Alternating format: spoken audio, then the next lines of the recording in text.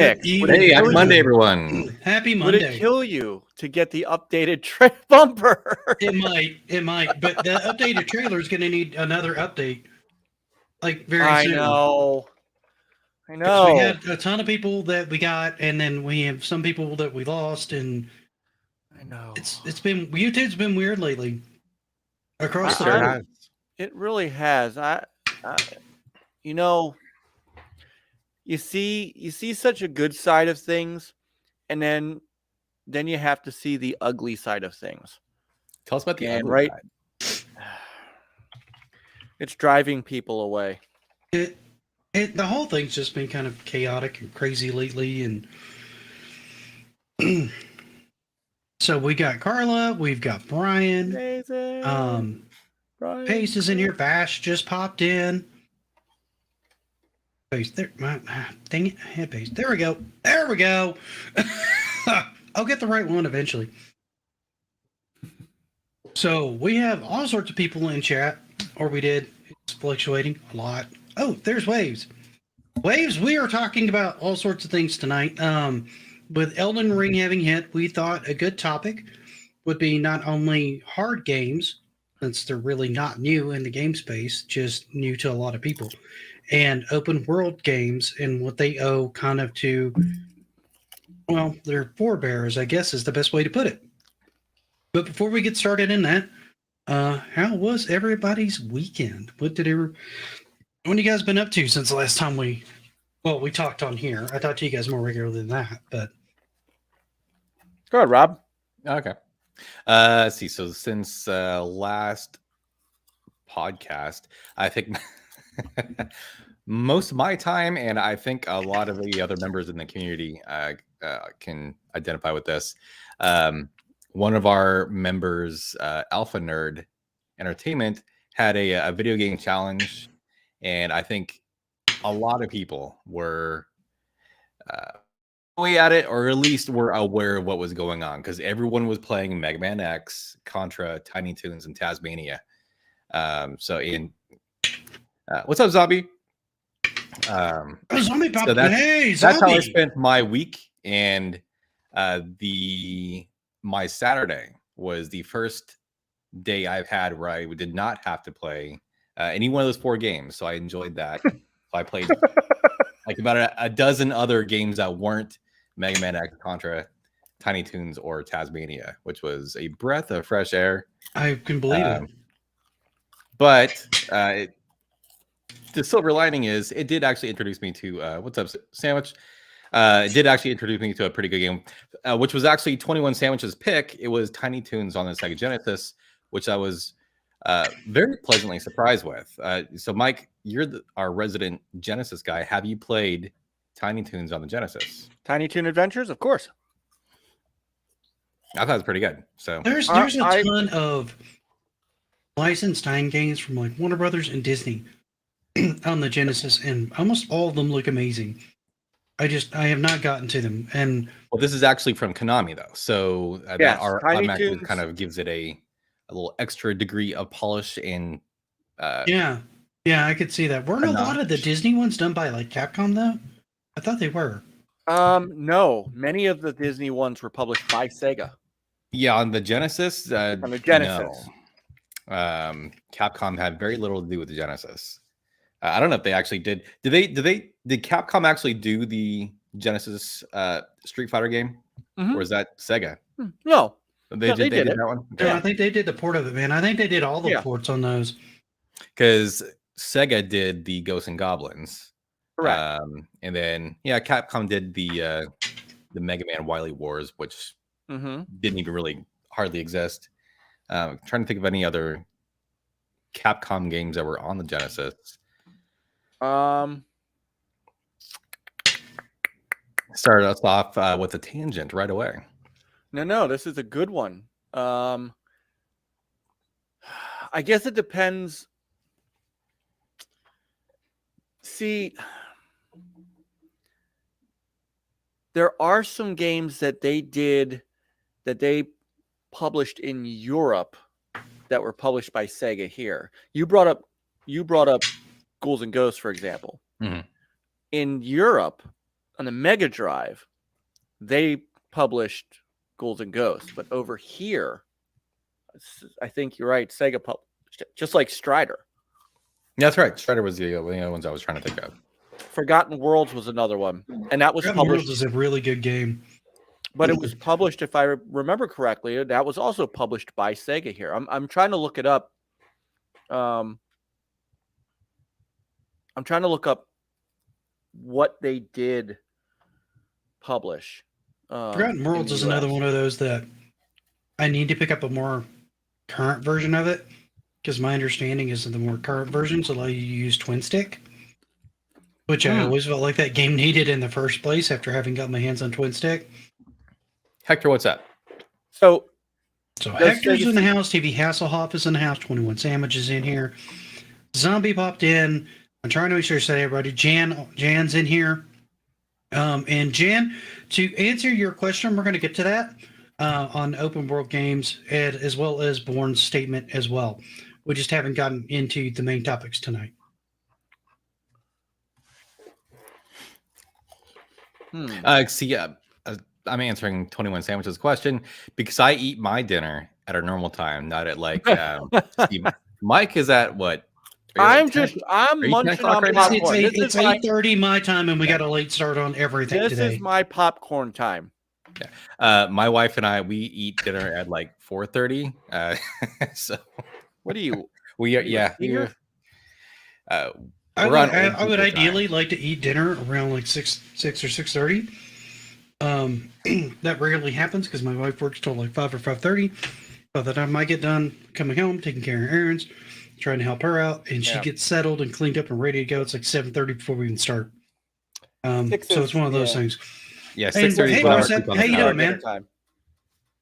Yeah, 6 is our dinner time. We moved it from 6:30 to 6, and partially so that this is how much my wife thinks of me. She knows that I love this comment. Yeah, exactly. Thank you, Brosby. But we have all that time for the rest of the evening. Oh, hi, Mazen. How you doing, man? As soon as we get to what I did this weekend, I will divulge. Thank you. Well, he knows because I think he saw it on Twitter.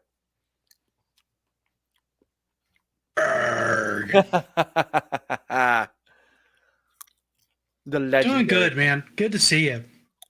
So we do have a cool show for you guys tonight. Mike, what did you do this weekend though? Before we get too ramped in, because I know we got sidetracked. I blame. That's okay. No, we got sidetracked with a good. I love the sidetrack that Rob got us into.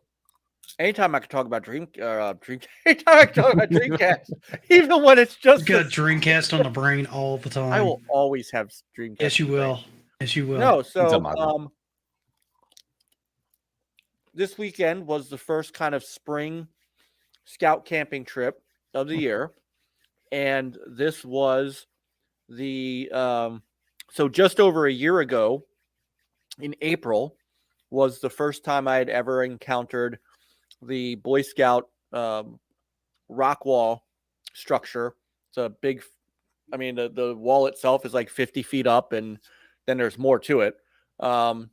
And for those who have followed me and those who have watched my streams and heard me talk about it,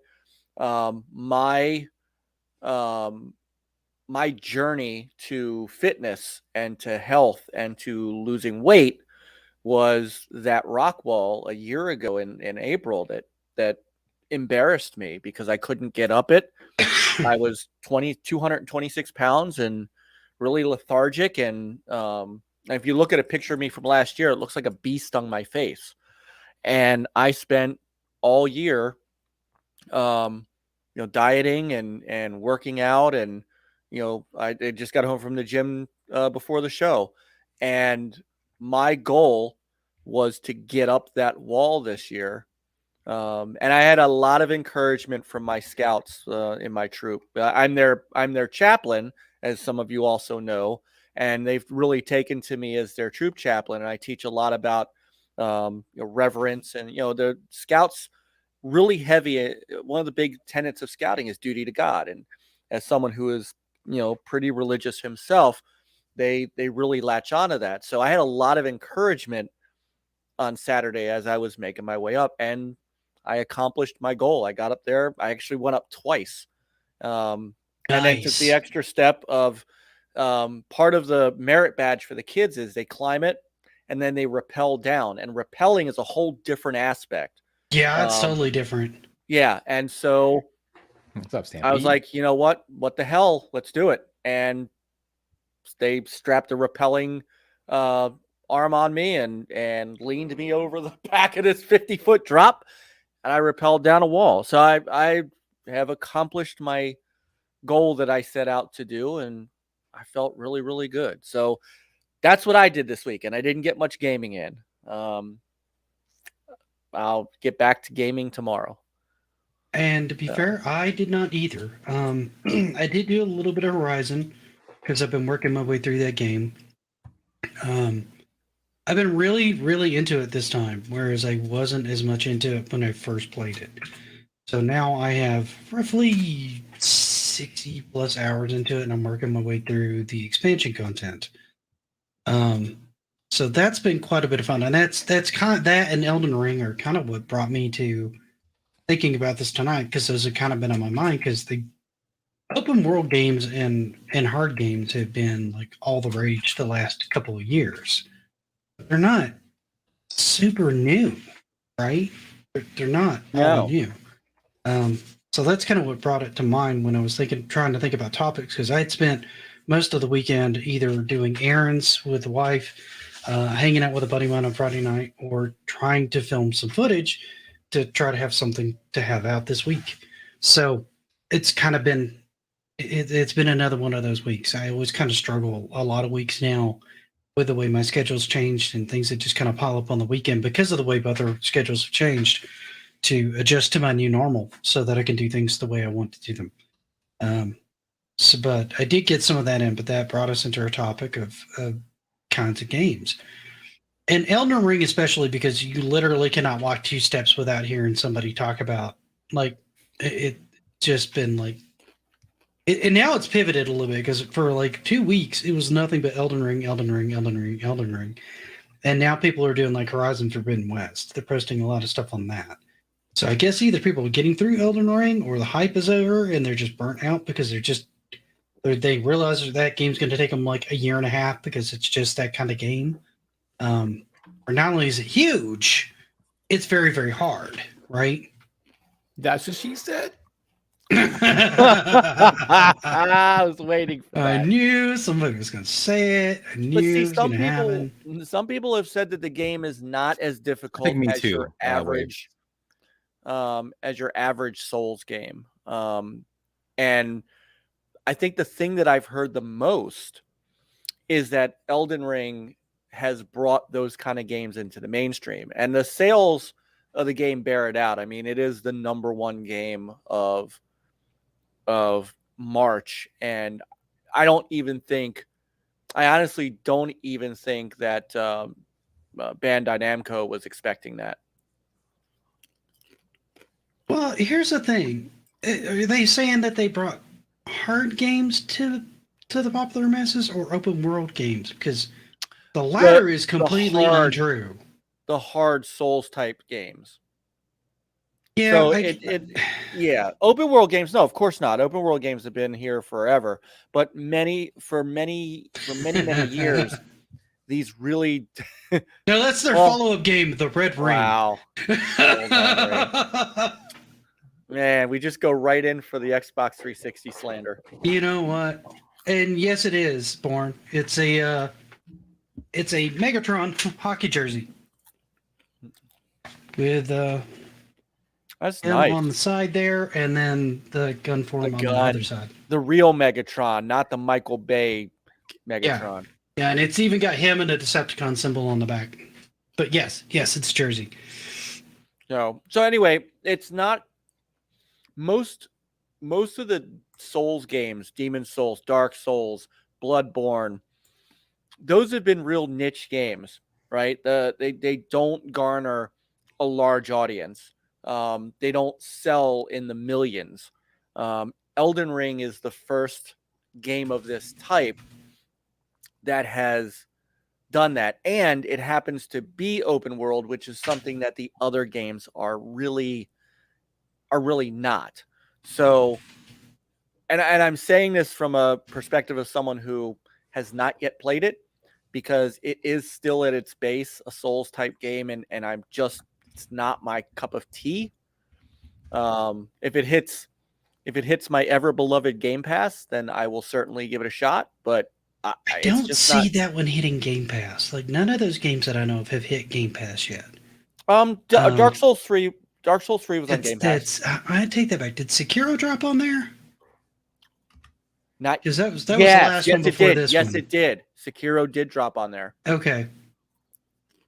And I mean, if it does, it's going to be a while. Typically, what happens, as you know, is that it gets.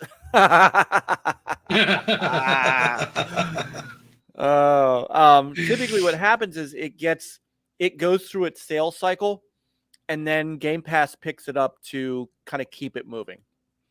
So.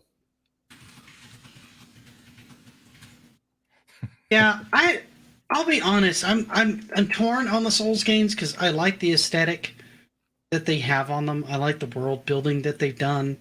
There's a lot of good things about it, but that barrier for entry and a lot of the community's personality is kind of a big turnoff for me.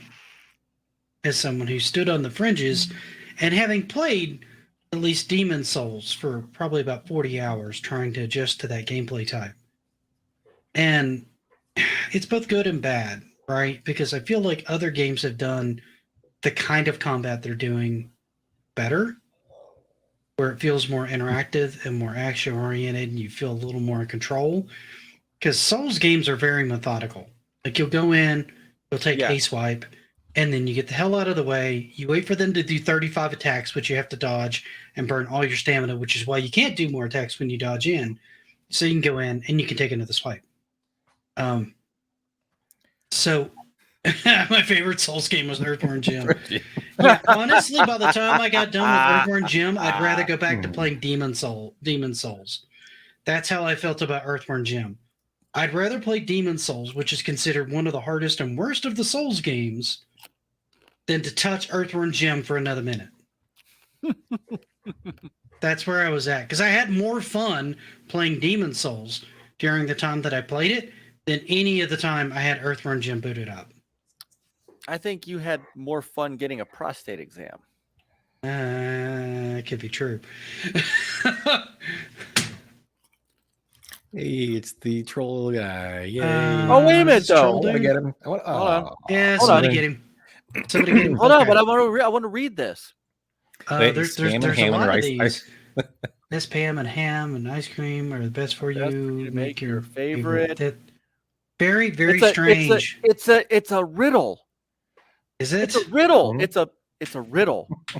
And if we solve the riddle, we could unlock the secrets of the universe. I feel like no. You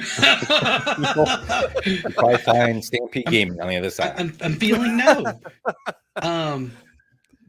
The rain in Spain falls mainly on the plain. Before you ban the troll, make sure he clicks like. Right. Make sure you sub, dude. See, this is what we do. I got to tell you this. This is so funny. When we get the Russian porn trolls in our chat. Mm-hmm. Oh, God, you get those all the time. It's so crazy. Yes. But Peter does not like to ban them. What he does is he is now sending them. What's up, Scepter? Hey, Scepter. He's sending them a message back in Russian asking them to like and subscribe. And then what happens is they delete their own messages and go away. Hold on, I'll get this one. I think I already got it. Did you? Oh, let's Bye, see. Ghost the Gay. They're like new. Yeah. This one's a new. I haven't seen this one before, so that's new. Oh, you got him. Yeah, I got him. Troll, you need to delete that space between the S and the Pam. You messed that up. It doesn't make any sense. Oh yeah, I was thinking S-Pam, which made no sense. Spam. But spam and ham makes more sense. Spam and ham and ice cream. Well, the original slogan was spam and ham and ice and rice. And I guess now they're trying to mix it up a little bit. So we dropped the rice. But they just need to fix that spam, and they're all back up and running. And Jan, I have like 5 mods in the chat or more.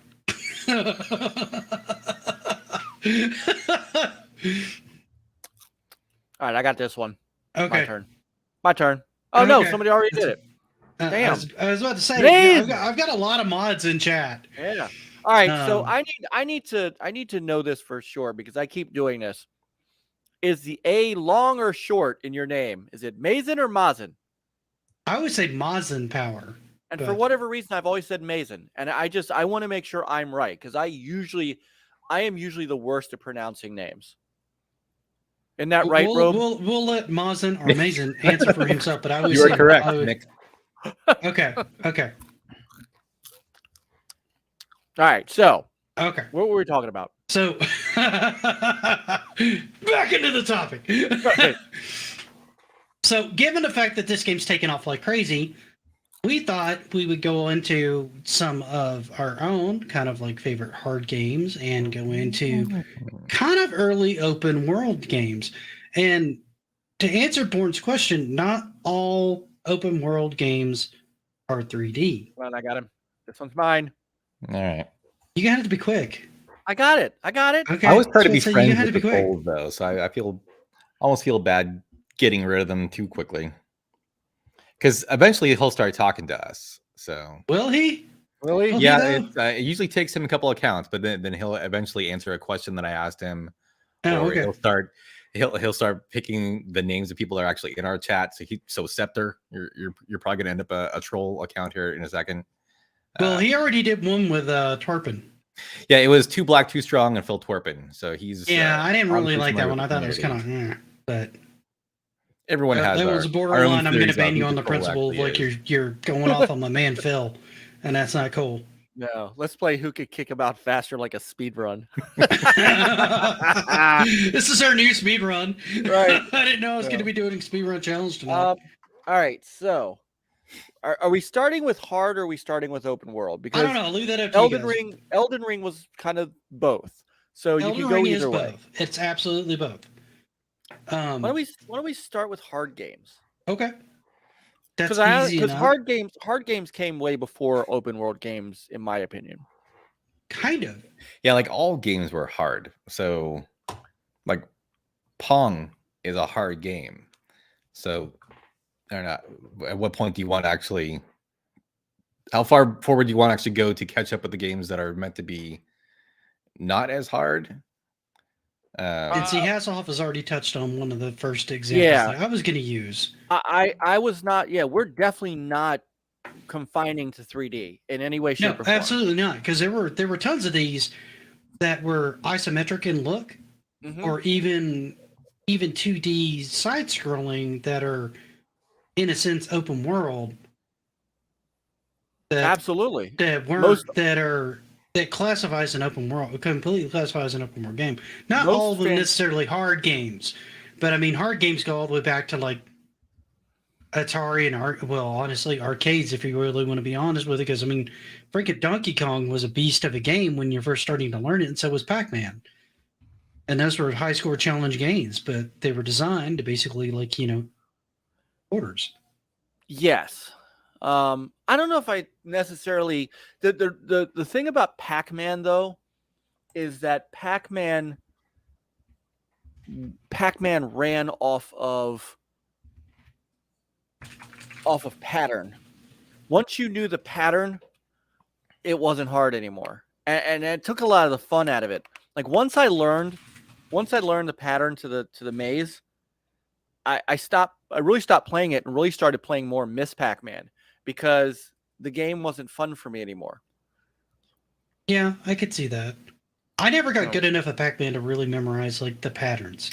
So that game was always kind of like a little challenging for me. My understanding Miss Pac-Man was faster for one, and I think the Ghost had more patterns. I think They did. Did And, it also well- have like 3 separate mazes too? Yes, It had a bit so- more variety. So Miss Pac-Man changed the maze after every 2 levels. So that also added to it.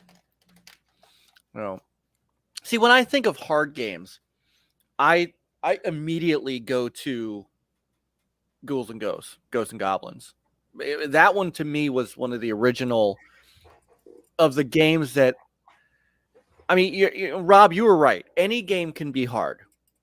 I mean, Well, what I mean is that those early games, there weren't really there wasn't a home console market, so there was really no need for them to do anything other than be just easy enough to make you want to keep putting quarters back in, but hard enough that you would only spend, at the most, 2.5 minutes on a quarter's worth of gameplay.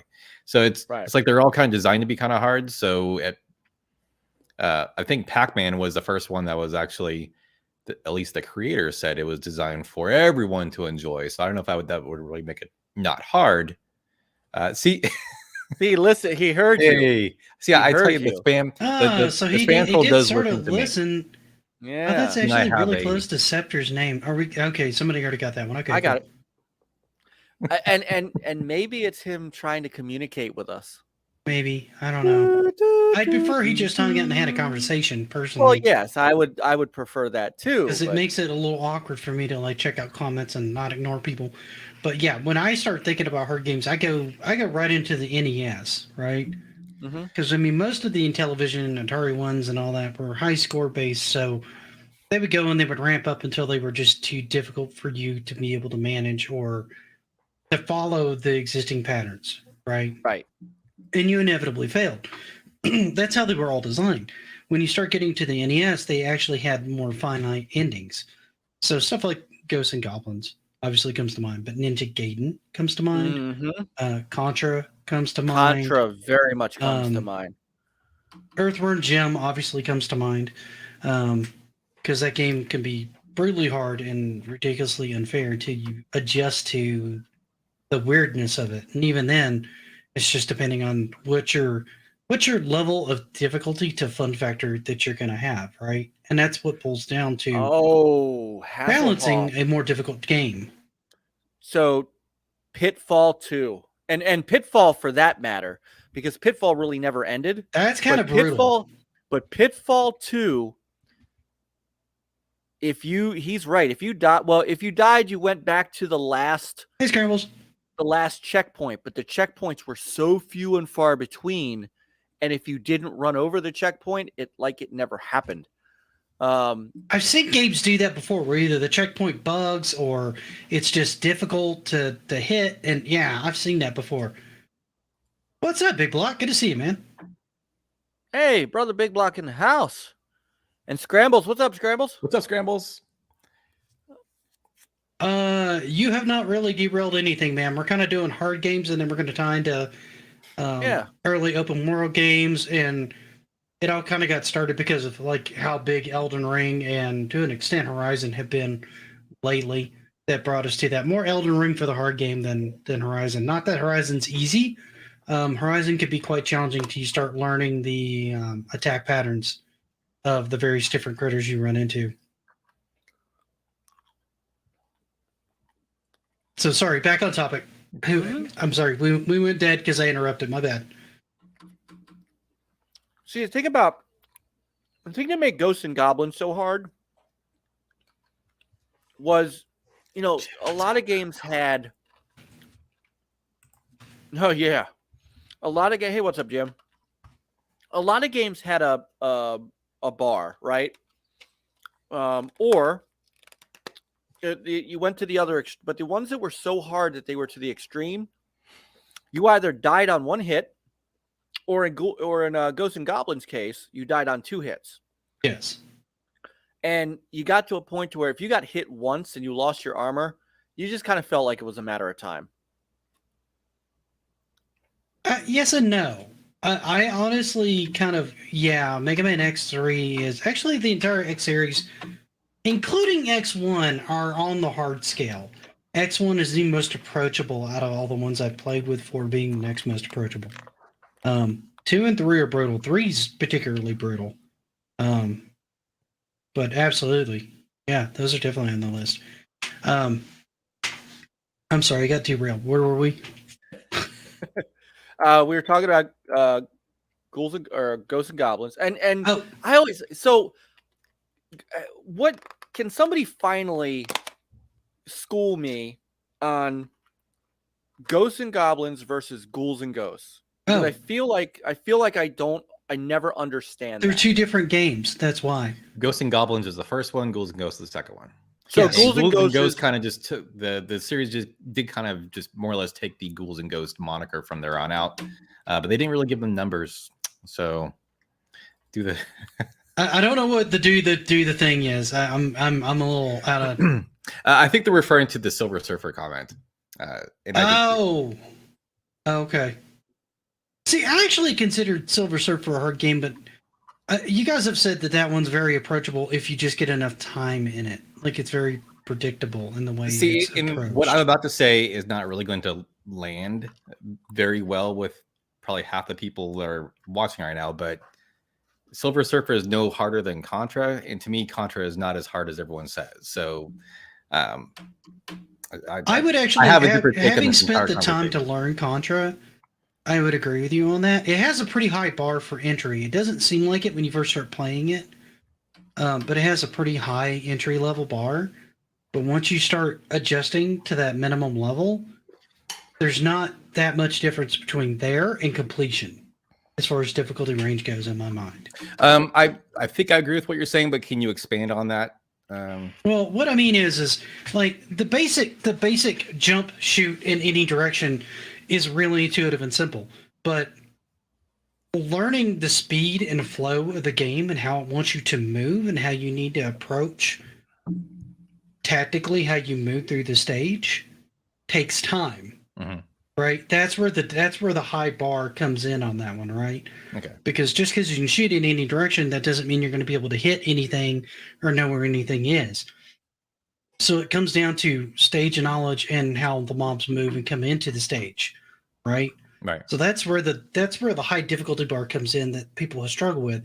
But once you start hitting that, you start going, oh, well, they're probably going to come from here and then like over here, right? And you start noticing how things kind of move and react. And as you get close to them, when they're going to start to react to you so that you can kind of predict a little easier what's going to happen in a given stage with a particular monster type that's on the board, which means once you hit this minimum level, getting from here to here is more about traps on the stage and boss patterns than it is anything else, right? Now, the rest of the stage isn't that bad. Hasselhoff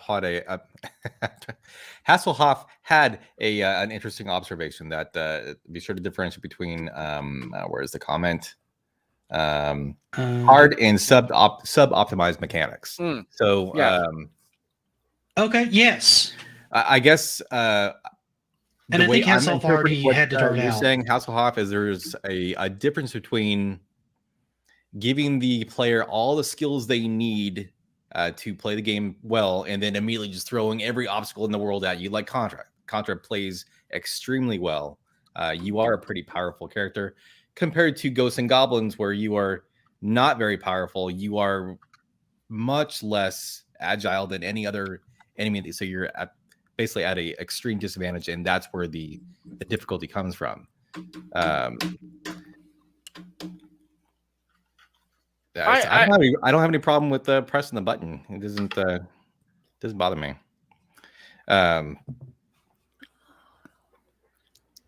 And there is a lot of memorization required in a lot of shmups, and some shmups, particularly ones that border on bullet hell, have so much stuff going on the screen that it becomes almost impossible to really track what's going on, unless that's all you play all the time.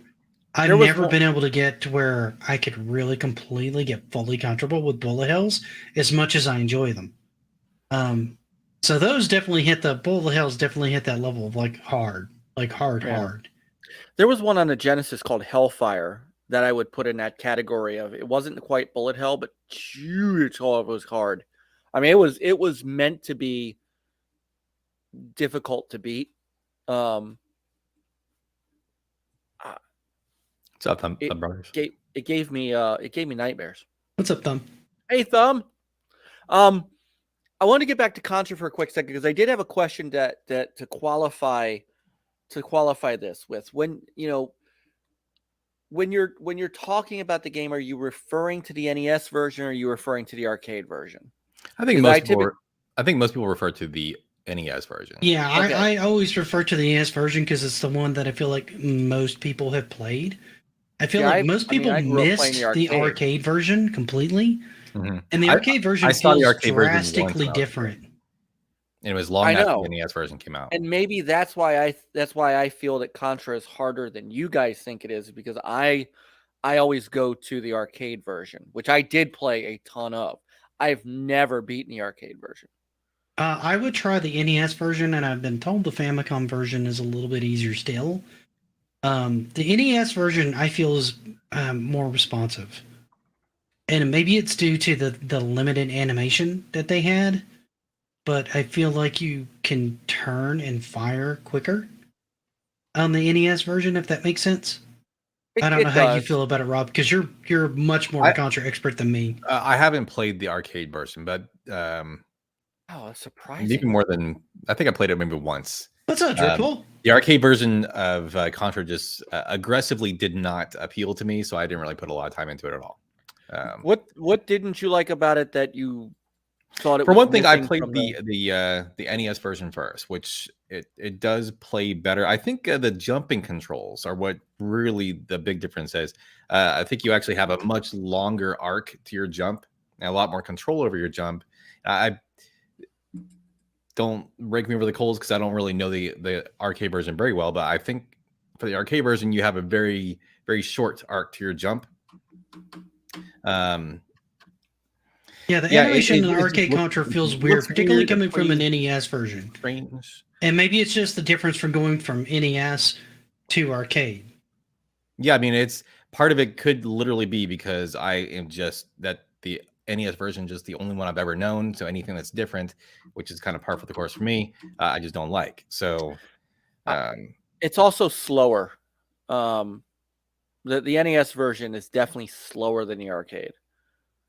It also maybe that has something to do with it. Yeah.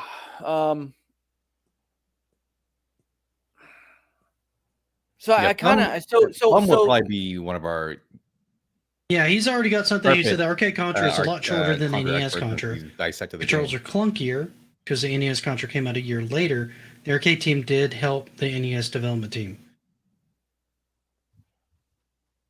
Okay. I mean, so given that, I understand what you guys are saying then by, yeah, and that's I've only gotten through 2 of the last 4 stages. I've never beaten the game, Thumb. And even that took, a lot of work. I may spend some time on that one because I've got that version. I downloaded it for MAME.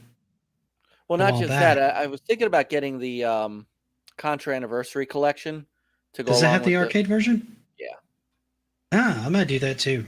Because that'll have Super C and all that too, I think. I've never played Super C or any of those. I've messed with Super C a little. I keep meaning to get back to it and go all the way through it. And then I got sidelined with like Earthworm Jim because that's what everybody voted on, and then I was really beating my head against that, and then I just sort of stopped with the series entirely. I'm just like, I don't have time, and I don't have the patience for this one. So that one's going to be a loss. Yeah. And remember, I was not a Nintendo guy, so I did not play these games like you did. Like, if I played any of these games, I played them at a friend's house. And I'm like, this might be great for a future RetroRoots, the versions of console versions versus arcade versions and what the differences are. Because there's a few games like that. Mm-hmm. Another comes to mind. I don't want to talk about it here because we can save it for another show, is Bionic Commando. I was literally just thinking that one. Yeah. Yeah. And that's another one I want to get more time in on. I never beat that one as a kid, but I thought that game was a lot of fun. It's hard though. It's really hard getting used to the movement. But onto that and tying that into. Oh well, let me ask this before I pivot to open world.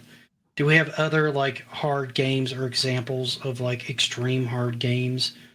Like I'd say Ninja Gaiden, both on NES and on Xbox, Yes. classify The as Ninja like Gaiden ultra series, hard games. from the beginning to end, is just known for being just a very difficult series. All A 3 games on brutal the NES. I can't speak to the ones on the Master System or the Game Gear. Did it come out for this? I actually played the arcade. Hey Jeff. Speaking of arcade differences, I first played the arcade game. I put a lot of time into that game. I don't know if I ever made it past the first stage. Yeah. On which one? Partly the Ninja Gaiden arcade, and then part of that's just because it's actually very slow, clunky, boring game. I kind of feel that way about Shinobi, like the arcade Shinobi. I don't like nearly as well as I do like Revenge of Shinobi, which is another especially hard game. That one has a high level of stage knowledge and attack knowledge. Not only that, but resource conservation that goes into it to be able to be successful at that game. Yeah. Now, when I did finally start going back and playing NES games, there's got to be a special place in hell for Teenage Mutant Ninja Turtles, the original. You know, I kind of want to play that one again. I think I could do better on that one. And Rob, you got a lot to say about that one because you went through that one on your NES Hard series pretty early on. Yeah, I got through almost every game that we talked about so far. Rob's like you and your hard games. So yeah, Contra, Silver Surfer, and when I played Silver Surfer, I played it specifically for that video, and I was like, I'm gonna hate this. This is gonna be a slog, and I ended up being very, very surprised at how not only fun, how overstated the difficulty was. And partly that is probably I was just coming off of Contra, so but I mean I think that Teenage Mutant Ninja Turtles might, I don't know if I struggle with how to say this because it is a quasi broken game. I really like it though, and it's one of these games where once you kind of, that bar is a little higher than maybe a lot of other games, but once you get there, it's kind of surprising how quickly you can move through. It sort of smooths out, and you get used to it. Yeah, so. I could totally see that because I feel the same way about Contra, right? Like there were times I beat my head against someone and go, God, I just can't get my head around the stage, or I can't get my head around this. Like there's so much going on. There's so many things I've got to memorize, and then you just it like sort of clicks, right? Mm-hmm. And you start getting through it. And even going back to it now, like if I'd had like another day to sit there, I could have been beating that. I could have been beating stage 8. Hell, if I'd put like another hour or two into it, I probably would have been beating stage 8 and then moving on to Mega Man X. And then I thought, crap, I'm trying to do this on Saturday night. He needs it by Sunday evening. I don't have time to get through Contra, get that down. I could probably go through Mega Man X without that much trouble because it's not been that long since I played that, and I've been actively playing the series. So adjusting to that wouldn't be as bad. But trying to learn Tiny Toons in Tasmania, that was the tall order, right? Because I'd never even touched those two. Those would be fun to watch you on stream, by the way. Tasmania, it doesn't even look fun. I'll be honest. It's not. It doesn't look fun. I don't know if anyone here is going to defend that game. The Genesis version of Tasmania, the original? Garbage. It doesn't look fun to me. It looks pretty boring. Now, Tiny Toons looks like a lot of fun. It is. It's good. Oh, wow. Tasmania was very fun. I don't know what. I love just running around. I mean, because it had the sound effects, it had the animation. It was a vintage. It had vintage. I don't want to be that guy, but I know Tess run those games. You don't want to be that guy, but you do it anyway. Yeah, come on, Zombie. You and I, buddy. You and Zombie can defend Taz. No, I will even say, like Taz is bad. Thank you. Even Thumb Brothers. Thumb's got it too. Taz for Sega Genesis is so amazing. Haha. Now, what I will say, which I don't know if that Thumb is Yeah, I think that's sarcastic. Keeping the truth on that one. I know. I understand, but I'm trying to harness it. I know I saw the. Now, what I will say though, is Hector is also right. The second one is a better game. I've always heard that too, for what it's worth. Yeah, I hear the same thing about Earthworm Jim too. I hear like, don't bother with the first one, play the second one. Oh no, it's markedly better. But it's also the difference between a Genesis game and a Saturn game. So, Yeah. I need to see that. Alpha's done a lot of good no death runs. He's a Sega guy. Also, yeah, he's so a most of his player. no death runs really are good all at Sega Sega, Genesis and Game Gear. Oh, I'd like to see him do a. Does he have a no death run of Shakan? No, I don't but think he and so. I talked about it. I would love to see somebody do a no That's death run. one of that I game. thought about trying to learn how to play, but it's just like even looking up an FAQ on it when I was thinking about playing it, I'm just like, this game is confusing as hell. It's also and very that's hard. another one that's like ridiculously hard, like shockingly hard.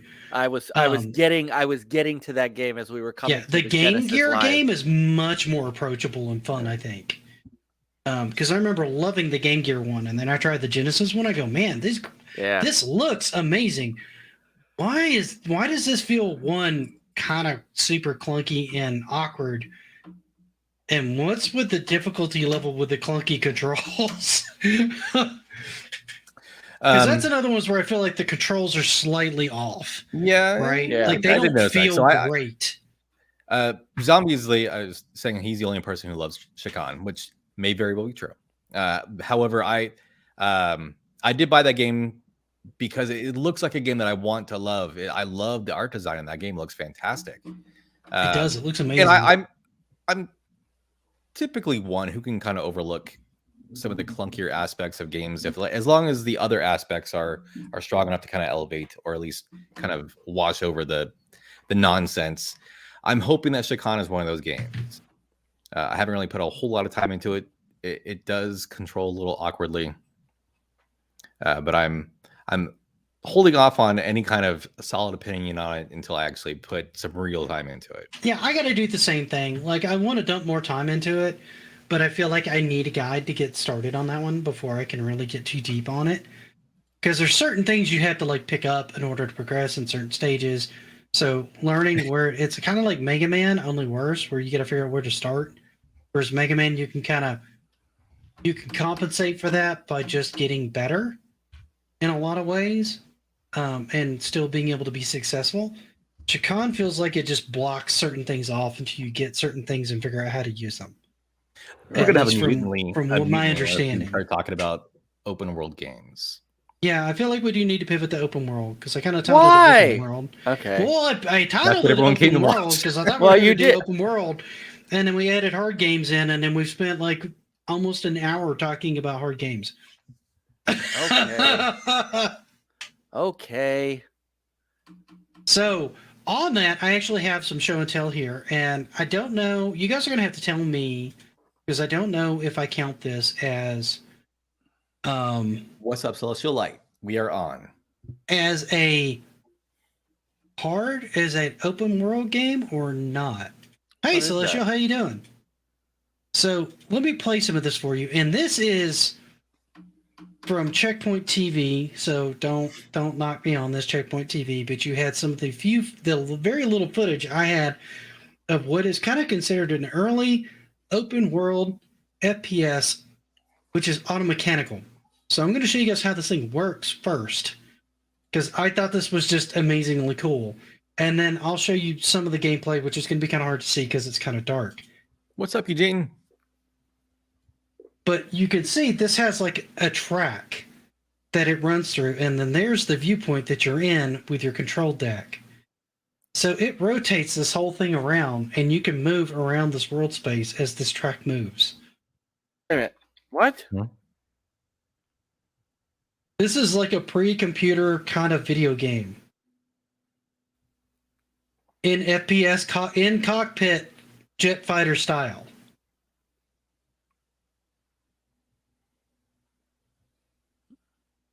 And And now that you've seen a little bit of this, I will try to pull up the other video, but you can see here's the mirror that reflects everything that's on the bottom there out towards the other side, and then this just rotates around the entirety of the thing.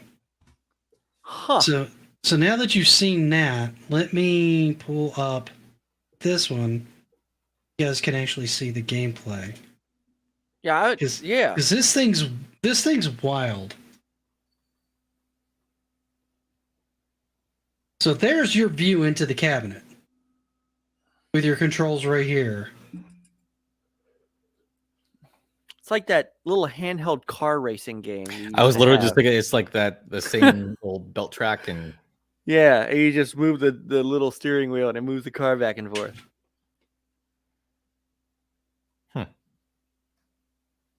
What in let me the mute world? this. Oh, we can't hear it. So you can literally maneuver back and forth on this screen and hit. And then where the light hits on the stage is where it actually counts points. Huh. So they were touting this. Keep in mind, this came out in 1970. So this came out before Atari. This came out before Pong.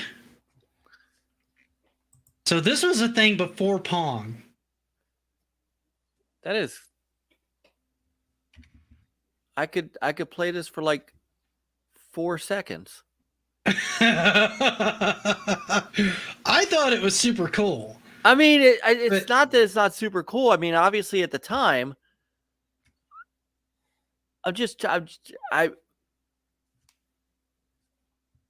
what's the point? When I was doing research on early open world games, that was one of the ones that came up. What is it now?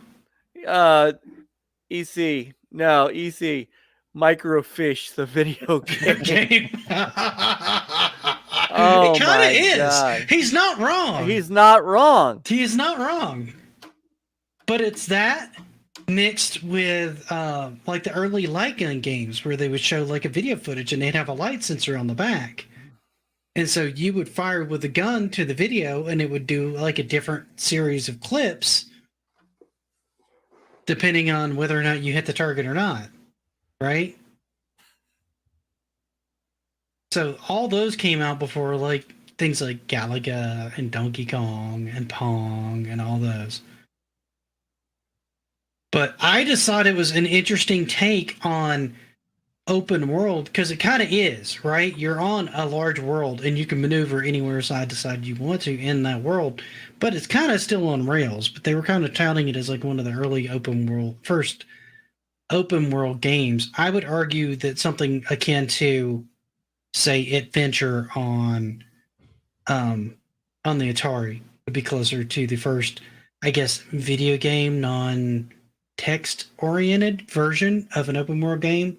Whereas Hasselhoff mentioned that there's been other ones that were text-based that were essentially open world games. But I guess at that point we have to define where we're cutting the line off on open world games as far as video games go. Right, so I would define open world as, first of all, a game with an ending. And part of the open world definition would be you can go all the way to the end and still go all the way back to the beginning. So I have a stack of games that I'm pretty sure all meet this criteria. To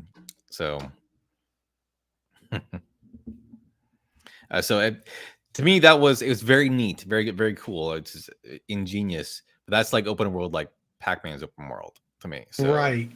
Right. And that's kind of how I felt. I mean, it makes an interesting argument for, like, say, an early first-person shooter, right? Like an auto-mechanical first-person shooter. But it's definitely on rails. I agree with you guys. I think it's more on rails. Right. Yeah. And you wouldn't call it Star Fox open world in the sense comparable to Star Fox. And I agree. Yeah. I absolutely agree. It's the first Panzer Dragoon game.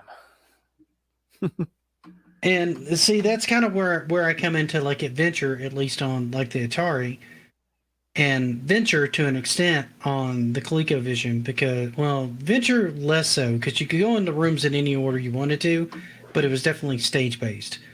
Whereas Adventure, you could go pretty much anywhere you wanted to go, but you had certain criteria to be able to beat the game.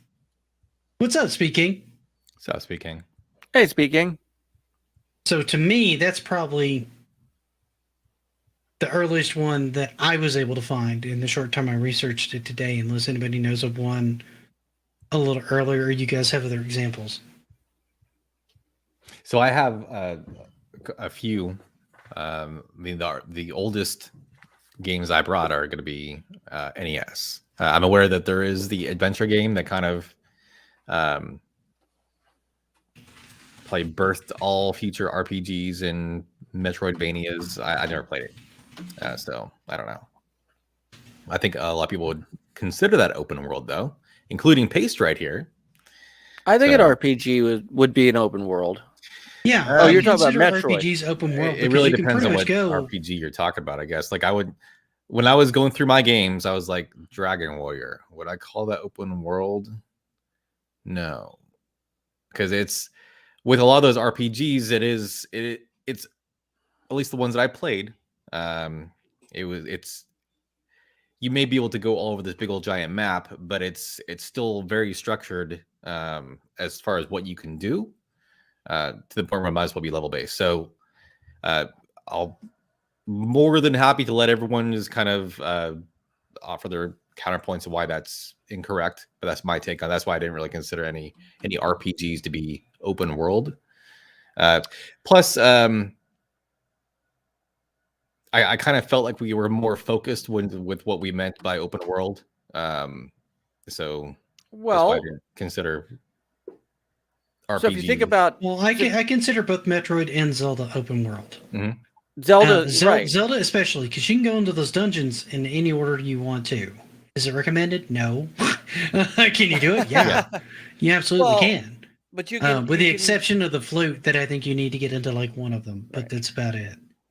But the fact that you could go somewhere and come back to that same spot and go somewhere else, come back. I mean, you can go anywhere you want, even if you're. And What's up, back? Hey, back. It's sort of the same way with many RPGs. Like the one that I was thinking of that came right to mind was Lunar the Silver Star. Lunar, you had to go various places, and you didn't have to necessarily go in order. And there were actually, as I remember it, there were some small kind of fetch quests in that game. And in fact, when you went somewhere, you could come back to a spot in Lunar, and the spot might be different depending on the circumstance.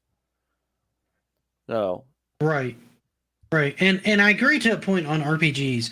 Hydalide was considered one of the reversed kind of open world action RPGs. But I mean, still there, you have limitations in RPGs based on at least, and these are early ones. I'm not talking like Skyrim or Morrowind, right? Those are different. Let's be clear on that. As far as where you can get, because there's certain key things in the story that kick off you being able to go to a new area in most RPGs, right? right. Or you don't have the gear for it. Now, that's not a barrier because, I mean, stuff like WoW, you could run your way into almost any area you wanted to. You just won't be able to necessarily take a hit, right? Scepter, I don't know if Hydelide did. I know Super Hydelide did. Items had a weight restriction and you could be overweight.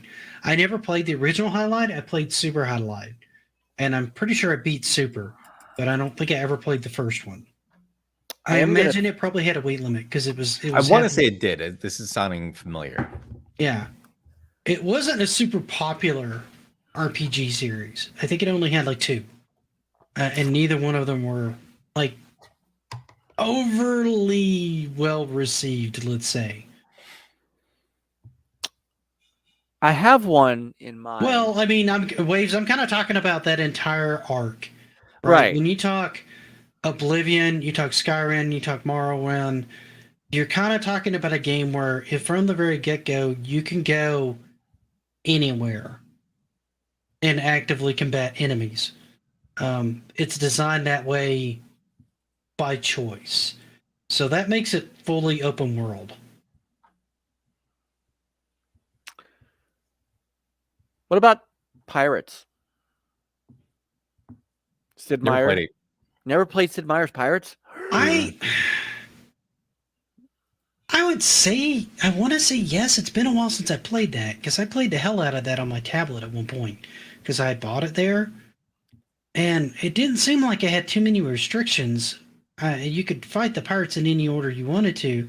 You just, the very last one, you had to find a way to get there when you weren't like, 60, which I could never figure out how to do, so that I actually had enough speed to fight him. I never could beat that game. The age restriction on that, slowing you down, killed me on that one every time. I could never get through it fast enough.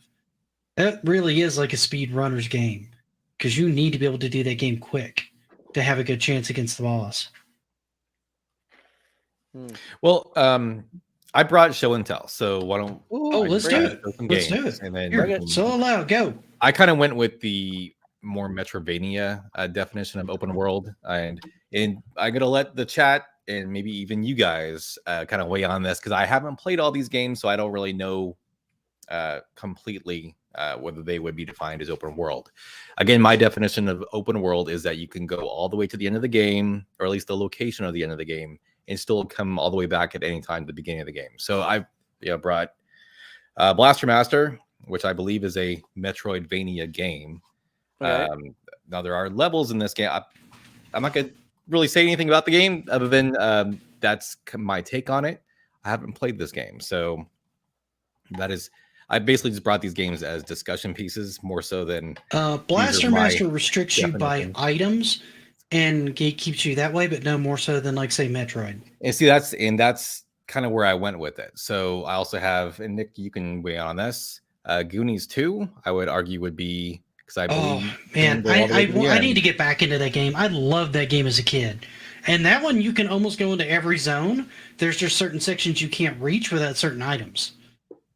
And there's the first game that came to my head. I, for whatever reason, didn't bring it in, so I'm going to hold up a generic game and say this is Rygar on the NES. It is kind of gate-kept a little bit with items. Open world. I thought it was. But just you can go all the way to the end of the game, more or less, except for that last palace, and still come all the way back. So I would call that open world game. I never could go to Rygar. It's a good game. Here's another one that I brought, and it's actually the actual game I brought to this River City Ransom. I believe in Mazen can actually weigh in on this. I believe this is actually a fully open world game where you are literally exploring this entire city, fighting gangs and finding bosses at the right time and all that. I think this actually probably fits the definition of open world, at least my definition, better than the other games I brought. So again, I haven't played this game, so I'm not speaking from personal experience, just kind of what I've absorbed by watching other people play it. Superman. I think this is, I almost feel like Zombie might be the one to weigh in on this one, but I think this is actually an open world game, sort of. I don't know. I have played this game a lot, but when I was 8 or 9, so I didn't know what I was doing. I had a lot of fun with just kind of getting lost, but I didn't really progress anywhere. And Eugene can actually he's experienced this game recently. Wizard and Warriors 3 actually is more of a open world game than the level-based first 2 entries of the series. Oh, one more. Yes-based we are. Yeah, let's just. I'm waiting for someone to take me off screen. As long as I'm on screen, I'm going to keep on holding games. Does anyone actually want to say anything about what I? Well, I'm trying to. Some of these I have an opinion on. Some of these I don't. River City, I definitely agree because I've watched Moz and played through a lot of that. I never played much in the original one. Now I played River City Girls quite a bit, and that one's a lot of fun. And in a similar vein, but I feel it's more segmented and not quite as interconnected as the original River City. Blaster Master definitely fits in that Metroid vein of games where you can get to a certain point, but then there's certain obstacles that require that you have certain upgrades to what is it called? Let's say it's called Nick, it's like your voice in my head, and I'm just listening to God tell me. So it's odd that I'm only on is your tank. And there we go. And that makes sense. So that makes it that makes it more limited, but no more limited than, like, say, Metroid, where, you know, you need the ball to get in certain sections, you need missiles to get in certain sections, and you find those things by organically exploring and opening up more and more of the world as you go along. You can make that argument about RPGs because you can kind of go back to those early areas if you want to, but usually by the time that you finish with the zone, there's not a lot of reason to go back to that zone, whereas things like Blaster Master and Metroid encourage that kind of organic back and forth exploration more. So you use more of that area for longer periods of the game. Yeah, I kind of figured a lot of these would be debated. So I did bring, they're basically talking points. But they'd be debated by you two because I haven't played these. That's okay. Yeah. Most of these Mike has no experience with. And honestly, I don't remember a ton of open world styled games on the Genesis. I would argue maybe Sort of Vermilion. I brought one. I brought one so, for you, Nick. What is your Nick? What is your definition of open world? Because Rod gave his. I mean, mine kind of varies a little bit. I know paces you could go straight to the boss and beat the boss, but I don't feel like that's a great indicator. Yeah, I mean, like Breath of the Wild fits that because it's completely open world. My idea of open world is you're given a world that's more open than closed to you, where you have a large breadth of an area that you can just openly explore without restrictions of individual stages taking you to different sections. You can more organically explore and backtrack and go back and forth and find new areas in these games. That's why I classify things like Zelda, because you can kind of take it in multiple different orders. Metroid to an extent, because you can kind of take some of those bosses in different orders if you can get to them. Super Metroid fits that bill almost better because it's a bigger game with more areas that you can go to if you can think of how to get there, right? Not necessarily the direct way. Right. Breath of the Wild obviously fits because it's just that's like open world, period, right? The Fallout series, Skyrim series, Morrowind, all those fit, right? But as far as early ones, I even consider Adventure open world because there's no restrictions in areas inside that world that you can go to, right? It's a small open world, but big by Atari standards, right? Because you're talking 2600, right? Right. So stuff like that, I consider that. Now, if you have restrictions on where you can go at certain times, that's fine. Like Simon's Quest, Castlevania 2 is absolutely open world. Yeah, I don't know why I didn't think about that one. That one to me is completely open world. I would agree, and I would agree with that. Anywhere in that game you want to, and into any dungeon. It doesn't mean you have the item you need to complete it, but you could pretty much take any of those dungeons in any order you really want to. Yes, right? you can. There's almost no restriction to that. The only restriction is getting to Dracula to be able to finish that off. That's because you have to have the other components first. But that's a completely open world game, in my opinion. It is. It is. A lot of the Metroidvania, all the Metroidvania style games, I consider those pretty much open world. They're side-scrolling open world, but they're open world. And all the games that I picked are more or less Metroidvania games. Or at least half of them. But I did bring a wild card for the Sega Genesis, basically just to see your face. But I would say that Toe Jam and Earl is an open world game. Absolutely. Because you can go all the way to the end. Absolutely.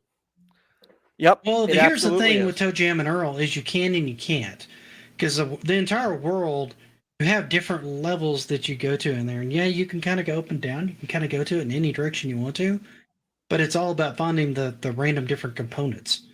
There's no end except for finding all the components. You can literally ignore everything, every little ship piece, and just go straight to the top, and then just come up and down all as much as you want, and not actually progress the game in any way. Yeah, and that's part of what I consider an open world game is you can explore without having to do the main quest. Mm-hmm. So I consider Zelda 1 open world. I do too. Because you can take those dungeons in any order you want to take those dungeons. And you could go into any area of that game pretty much at any time you want to. Will you survive? Not necessarily, but you can. The only restriction being Ganon, and that's because you need like the silver arrows and stuff like that to be able to deal with him. See, I'm And- agreeing with you, Nick. I agree with you that Zelda is an open world. There are some dungeons that require an item to act. I think you need the candle to find one of the dungeons. I think bombs. But anyway, that's just kind of but you can get bombs just by running around the world. It's an open world game. You can get bombs just much by as Metroid is. killing things in the world. So you don't have to go into a dungeon to get bombs. You just either need money, which you can farm, or you kill enemies and they drop them. Super Mario World, by everyone's Yeah. definition, would be an open world game because you can. Well, not just that one, but Super Mario 64 was absolutely open world. Jan brings up an interesting point. Mega Man X. No, I would say not Mega Man X. You can't go back to the, you can go into any stage you want to and take it in any order you want to, but it's still stage focused. You can't go back to the opening stage though. So I would still say that would be, and it's as soon as we start allowing like levels. Yeah, I think we need to restrict that one just because of that more than anything else. You still have to progress through at least the last third of the game in a linear progression. So loosely, I agree. I agree with what you're saying, Pace, because like a lot of times, a lot of these, like going into a dungeon in Zelda is just that. It's just a dungeon. It's just another area of the game, in my opinion. Are they marked as specific levels? Yes, but that doesn't. Then that's more, in that sense, a suggestion of how you should take them, because they increase in difficulty the higher up the number is. I think Eugene is throwing shade. Oh, is he? I was way behind the comments. Oh, he's funny. Or Mega Man actually spend the entire time on like one level. Yes, I can. Yes, I can. I can spend 2 hours on one stage. I'm just that talented. Is Celestial Light still in the? I don't know. Hello, Celestial Light still around? Because I brought one Game Boy game that he will be happy to see, and there we go. Oh, hold on. No, it is a Turtles 3. This is basically a Metroidvania game. Entire map is open to you from the beginning. I think you have to. There we go. I think that you have to access the bosses in a sequential order. But it's as close to the open world. Actually, Link's Adventure is probably one of the more open world Zelda games. Yeah. So Link's Adventure counts in there too, because they kind of did it the same way. There's certain items you need to pick up in order to get past things like the boulder and stuff like that. Like you need the hammer and things like that. And there's like a whistle you need to move a spider or something like that. That's in your way at one point. We talked about adventure for like 15 minutes. Zombie. What other please use the keyboard. Tell us what games we forgot. I'm all for finding more Atari 2600 games, but I researched this kind of quick, and Atari is not a system I have a lot of experience with. So I was happy to at least find adventure.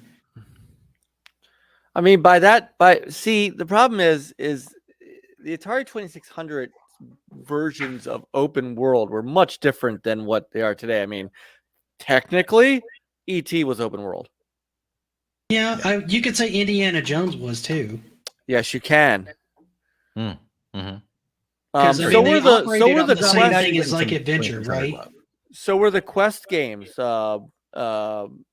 Earthquake, Air, Earth, Fire, and like water. Yeah. And then you could slightly argue that the Texas Chainsaw game on there, because I think you could go and like run. Yeah, I don't remember that. Would you call Pitfall an open world game? No, it's just a big loop. No, because you really can't go back. There's a progression you have to go. And it's that one really is linear. trying to catch up on comments here because we got a lot of people in chat that are like this. Apparently, this is a good discussion. Everyone Yeah. came for open world. They didn't want to So talk about hard we games. got a lot of people I know, in here. especially since before we left hard games, nobody brought up Battletoads, but that's okay. No one thinks Battletoads is a hard Yeah, game. but I think I What? loosely mentioned Battletoads. Battletoads is very hard. Battletoads is damn near impossible. Oh, here's Zombie going. I'm looking ET, Superman, Berserk, Tunnel Runner on my shelf. Superman was Superman was kind of open world too if you go by that same philosophy. You could go up, down. It's the only Superman game where you could fly down and get to another part of the city. That's true. That's true. You could. Like I said, my brain went to like NES and SNES, not as much Genesis because I don't remember a ton of open world games there. Now, Rob, you said you had one. I did, and ta-da! It was this one. That's Yeah, right, Teddy very and Earl. bad. But I would say that counts. maybe Quackshot could be considered open world. I Kind think that of. was Oh, one I got to where think about that one. It is level based. It It is level based, but you do go to certain areas to pick things up to progress back through other levels. Get So- more stuff and just be able to explore further and further. Yeah, I think. but there are a couple other games that I think people forget about. One of them is an EA game called Starflight. That was very much non-linear open world. And of course Pirates, which was Microprose. Somebody's just yelling at the screen now. I feel like I triggered something tonight. Shadowrun was the other one I was gonna say. So Starflight was pretty cool. Starflight was kind of Mass Effect-y. Phantasy Star 4's open solar system. That's a good point. It's good. That's a fair point. Fair point. That brings up things like Mass Effect too, because you had all those different planets and solar systems you could go to. Yep. I mean, I would say open world games are now. If we're getting into more modern open world games, absolutely. I put Jedi. There's Fallen tons Order in then. these, yeah. I mean, starting with the original like GTA, right? Mhm. Which is probably Even- one of the earlier ones that starts to bridge that gap between like 8 and 16-bit and what we Yep. know now, right? And I And then- still very much remember GTA 2 on my Dreamcast, which I still have, even though it is a top-down 2D game, very much open world. Very much open world. Hashtag zombie rage. I just want to just interject right here that I'm being a lot more picky about my definition for open world than a lot of the other guys. Yes, you simply are this time. Yeah. You Well, are no, I definitely- agree for the most part with your definition. It honestly, with the open world, it can kind of, I guess, No open Man's up Sky is definitely an literally open any world game game. that gives you any kind of choice could be considered open world by some definition. I wouldn't say just because you can literally visit any level in any time in Mario World, that would necessarily make that open world game. But by my own definition, it sure is. So no, because again, with Mario World, there's a level design that kind of forces you to go in a specific direction in a specific order.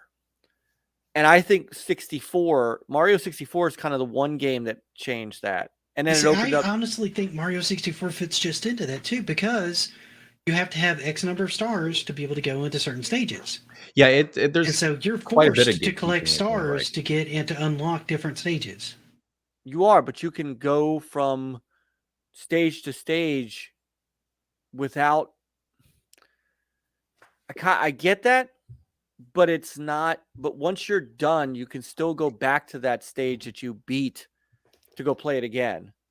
Here's one for you that I don't think anybody's thought of: the original Halo. I definitely don't. I don't consider It's that a open world. seamless open world, But it's point A to point B. only because that's where you're being directed, not because that's where you have to go. Can I answer Heavy Waves' question really quick? Yeah. What is my favorite open world game? It's not an old one, but I did bring it. I I honestly say that this is probably my favorite open world game. Yes. This is yeah.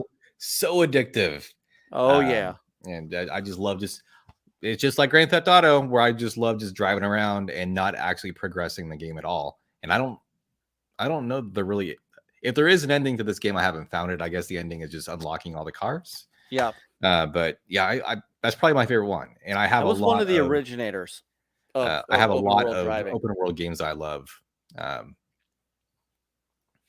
I don't know too many other really good open world driving games from that era. Like the only other one that I remember from like the Xbox 360 era besides that one was Test Drive Unlimited. Was that the one where you were on the you were on Hawaii? Yeah. Yeah. And honestly, that game was it was on an episode of GameSack, and I wanted that game because it looked really cool. I didn't have an Xbox, and this was the next one that came up.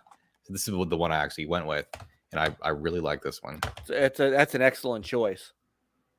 It's an absolutely excellent choice. I don't know. I don't know if I agree with this, Jam, because there's plenty of games, especially in the Bethesda lineup, when you start looking at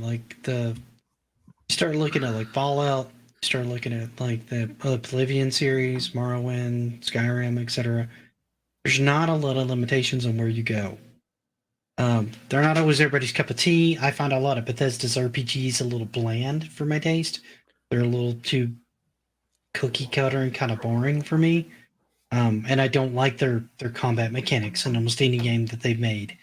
I just don't find it very engaging. I know plenty of people who disagree with me on that vehemently. So, but that's just kind of like me. But there's nothing that really restricts you from coming out in like Fallout 3 and just going to an end zone. You can just go. Doesn't matter. You can just go there. Is there a high chance of you dying? Absolutely. But you can go there. You know what else was? Mario's missing. Yeah. Yeah, there's an argument to be had there. So I'll give you another one. Where in the world is Carmen Sandiego? Again. Jeez, if you really start going there, there was an Atari computer game called Agent USA that was pretty open world. So we should tie this into kind of where we've gone, where we started to where we are now, because these things have gotten larger, more expansive, with crafting mechanics and all sorts of different progressions. Yep. All sort of starting from like right around adventure and progressing up through Zelda, Shenmue. GTA. Saints Row 4 is probably like one of my favorite open world games ever. True Crime. No. Into stuff like Elden Ring, which is the current, I guess, internet favorite of the open world games, even though it lacks some of the niceties that I like out of open world games, out of the few that I've really enjoyed, because I'm not the biggest proponent for open world games all the time. I find I'm blown out from them myself. I find many times they're stuffed with filler, and often uninteresting filler, that just bloats the game and detracts you from focusing on the main overarching story. And sometimes the story gets lost because they're so busy trying to make other busy work for you to do, that they get lost in where their story really needs to go and how to tie it. I think it's really good, Eugene. But you don't take my word for it. LeVar Burton has something to say about it too. So, Scepter says Oregon Trail should be made into that. I would agree with that. Everybody would die from dysentery in like 2 seconds, though. That's okay. So you never see the world, right? So I actually had a game just lying here, and then I picked it up because it seemed like it kind of has anyone actually played this game, Endless Ocean, on the Wii? No, I have not. And an that, open and see, world that game. brings us into Scepter's comment here: sandbox versus open world. I've seen gameplay of the game that you're talking about, and I would argue that that's more sandbox than open world because there's no driving, overarching goal that you're trying to do. Mhm. It's an open But I would say playground that for you Burnout to Paradise is explore more and view different animals in the sandbox. ocean. I guess I guess I don't know if I would actually make a distinction between sandbox and open world. To me, sandbox by definition is actually open world. So I would, Yeah. um, Or free roam. I would say that a game that literally where you're doing nothing but but exploring is more of an open world game than Super Mario World, where you can access any of the levels at any time. I think where I'm delineating is like every open world game is a sandbox, right? But not every sandbox is an open world game. And the reason I say that is because you could have a sandbox which you can just play in. Minecraft is an example, the one you just held up as an example. Mhm. But they don't have any other story other than the story you make up in your head, right? Whereas GTA, for as much as it's a sandbox game, it also has overarching story arcs that you do in the game, like a main game, a main core game Yeah, I that would you're agree with trying that. to complete. It still has something of a goal to kind of Right. It's You like have in it in Journey, where goal there because is like still Breath that of the light at Wild the is end where you're actually going towards. right. Breath of the Wild is open world, but you constantly one of the smartest things they did on that game that I'll always give it credit for is unlike other sandbox and open world games where you can kind of get lost as to what your main goal is. Regardless of wherever you're at in Zelda, you can almost always see Ganon in the horizon. And so you always have that to trigger you of, right, that's my goal, right? So I did bring another one. One of my favorite games of all time, and I brought it not to say that it is open world, but just to ask people if they would consider this open world. And there it goes. Shadow of the Colossus. The whole world actually is literally open to you from the beginning. However, you do have to defeat each of these colossi in a specific order. So you can't really complete the game, and you don't have any kind of freedom in that regard. But you can spend hours just exploring the map. You can go to every location except for the 16th one. You can go to every location in the game and see where all the colossi are. You just can't fight them all. You have to fight them in a specific order. So would anyone else consider that to be an open world game? Yes. Okay. Because you can free roam through the world, even though you have a specific path you have to go, it's not linear. It's not you have to go here and then you have to go here, then you have to go here. Then and you would kind of throw Assassin's Creed 4 into that too, because you can go off and play pirate and have your own island and do all that stuff almost immediately in that game. Yep. I would. But there's a strict story arc of stuff that you have to do to see the ending in the game. Yes, I would put most of the Assassin's Creed games in that because you can basically run around. In fact, the biggest of the games, in my opinion, I know everybody likes Valhalla and everybody likes Odyssey, but I think one of the biggest open world Assassin's Creed games is Origins. I mean, that map is freaking gigantic. And a lot of time you spend in Assassin's Creed, honestly, running around and climbing all the towers to open up the pieces of the map you want to see. Red Dead. Red Dead is that same kind of modern open world. Horizon's the same way. You can just hunt and farm resources and do side quests and like find different things in there. Pick up maps to find all the different collectibles and stuff like that. I don't think it's as open world as say like Red Dead or GTA, but it's definitely on that border. It's a little more focused, I would argue. Yeah, Red Dead 2 maybe not as much. Red Dead 1, I think you're right, was a little more focused. There's also some games that I kind of find in that in between, like God of the newer God of War, the newer Tomb Raider trilogies. Like the original Tomb Raider games were all linear, but Tomb Raider Anniversary, Rise of the Tomb Raider, Shadow of the Tomb Raider were all sort of semi-open world. They just love this comment so much. Yeah, they just weren't big open spaces.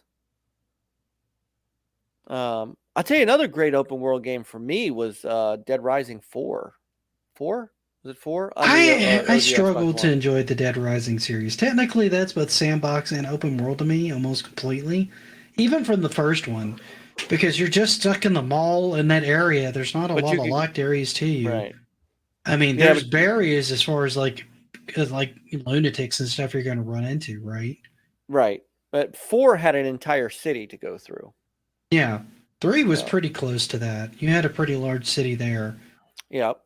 I don't really play like 1 and 3, and 1 I didn't love, but I didn't hate. 3 got super annoying after a while, and I just didn't want to play it. 4 was fun because it was co-op.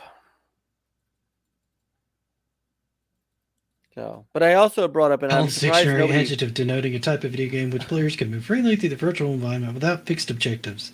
So that's a sandbox game. Yeah, so, that is what I defined a sandbox game as. Which would be I would open also world. define a sandbox game as the definition of an open world game. Just a little, maybe a little too open. Yeah, well, I consider a sandbox the core backbone of an open world game. Does that make sense? Yeah. Mm-hmm. But not quite an open world game, and the reason it's a slight delineation, but the reason I delineate is because, okay, you've given me a sandbox to play in, you've given me an area to play in. I could argue that like Toy Story, I could argue that Disney Infinite is an open world game by your definition, because it's just a sandbox of items and areas that you can go into. There might be some objectives, but there's no end objective, right? It's just a sandbox, right, of stuff to do, right? Yeah, I think that's kind of where I drew my distinction at is Mario World, for example, just to keep coming back to Mario World and even the Mega Man X games. Yeah, you can revisit all those stages to a degree, but they're still delineated up into clearly defined stages. Each of those stages with a beginning and an end, and just because you can kind of replay those same stages in any order you want doesn't really make it an open game. Whereas games like Metroid, nice speaking, there are no stages. There is no defined sections that each have a clear beginning and end. It's all just kind of one open world that you do need certain tools to access all of it. So that's kind of, I guess, where I've been drawing my distinction at. But I agree with that distinction, because I think that's a part of it. I actually accept that as a way to delineate, because going to stages is not the same as free roaming through a world. Right. So I would agree with that. Which, coming to think of it, kind of. See, I call Animal Crossing a sandbox. but I sandbox is like for me the quintessential open world game. So yeah.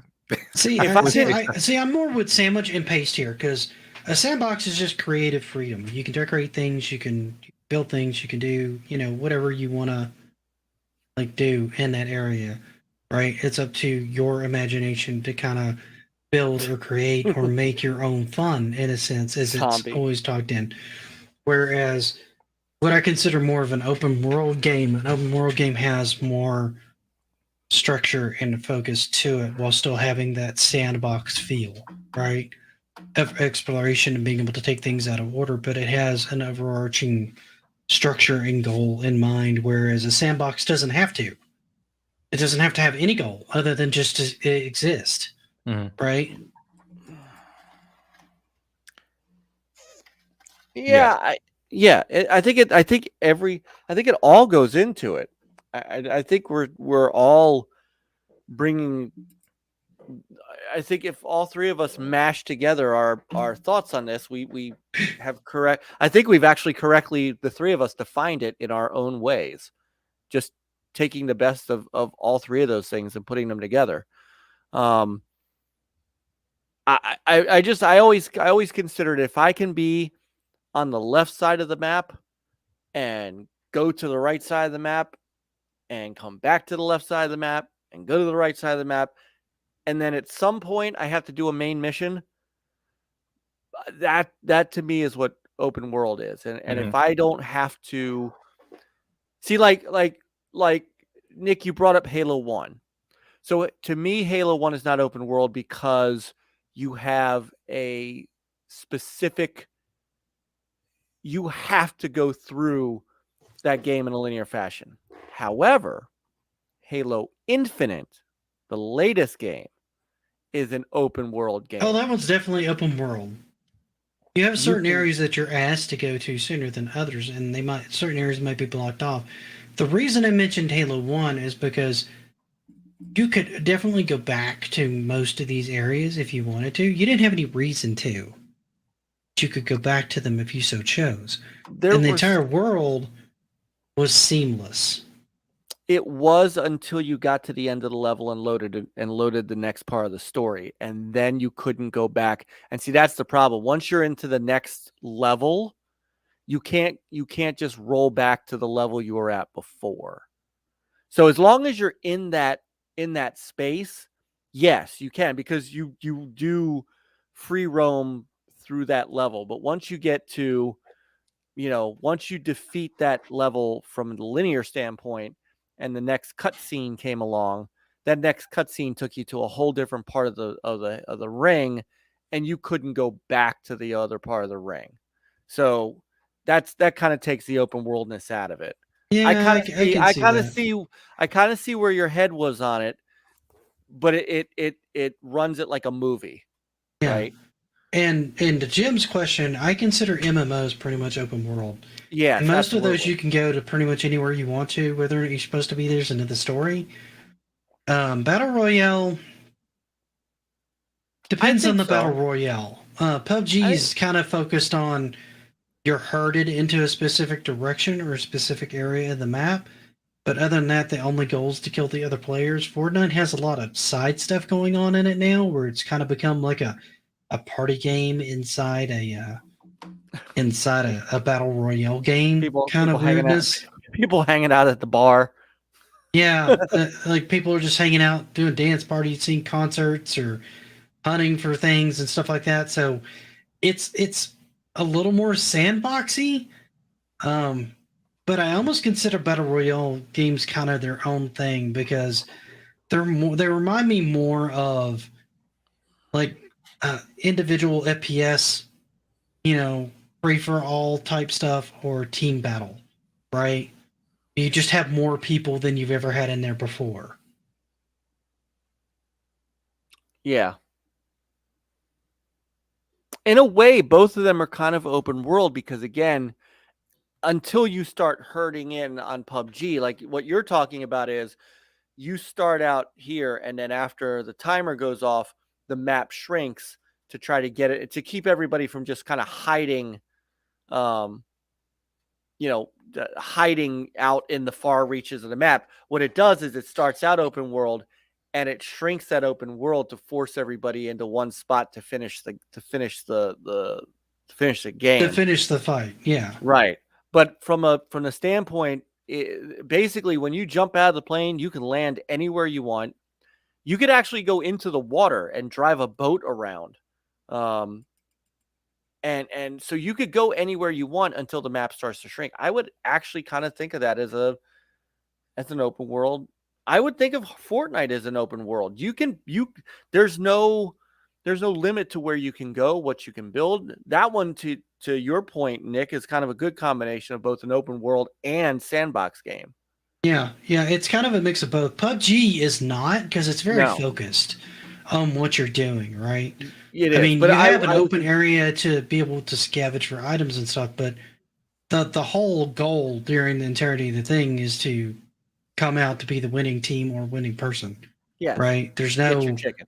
other side stuff that you're doing in there. And Fortnite was that way when it first started, but it's expanded well past that.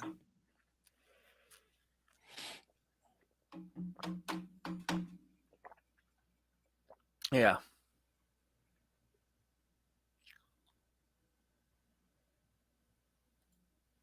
Nothing you need from Sandbox and Open World. Yeah, Paste made a comment up here. Let me find it. It says something about theme park, and I had it up at one point, and then I lost it, and now I'm trying to look for it again. And we may wrap up there because it's starting to get late. I got to spend some time with the wife, and I have maintenance tonight. MMOs are sandbox or theme park most of the time. Theme park he kind of defines as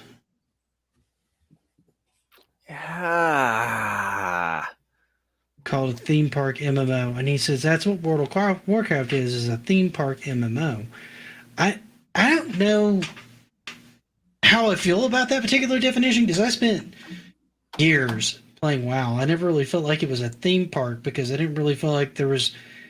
And when I think theme park, I think of like theme park games like, Roller Coaster Tycoon and Theme Park Tycoon, or like something that's focused around like an actual theme park you could go to that you're trying to make like an MMO out of. And I don't know how that fits within my definition, but my definition may be wrong of that. Yeah. I would say it's more of a sandbox. Well, I don't know. That's a there's good more one. of a goal. Hey, Lance. Hey, brother Lance. Because that's more like Sim City. Like, would you call Sim City an open world game? Because it's not really. It's too focused in too. SimCity doesn't really have SimCity doesn't really have an end point, though, right? It doesn't. It's all basically just about accumulating stuff and dressing up your sim and getting a better house. It's kind of like Animal Crossing that way. No, not Sim, not The Sims. I mean Sim City, where you're like constructing a city, and I think you do have a goal of reaching like a certain population or something, but I think it's not nearly relaxed enough to be considered a sandbox game. I think you're constantly working the entire time.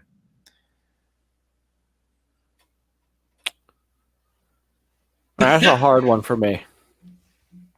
Well, see, see, Paige, if you look at it that way, like every MMO is like a theme park then, because Final Fantasy is the same way.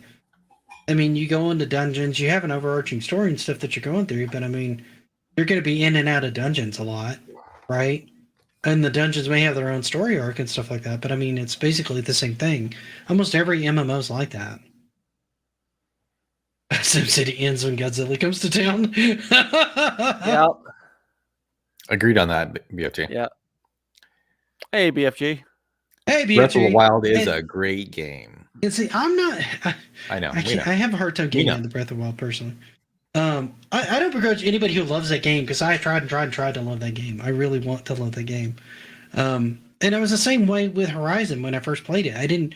I was really digging it, and then the combat was becoming a stickler, and then I got out of it, and then I decided I wanted to give it a second shot, and I was really glad I did because I had a great time with it this time.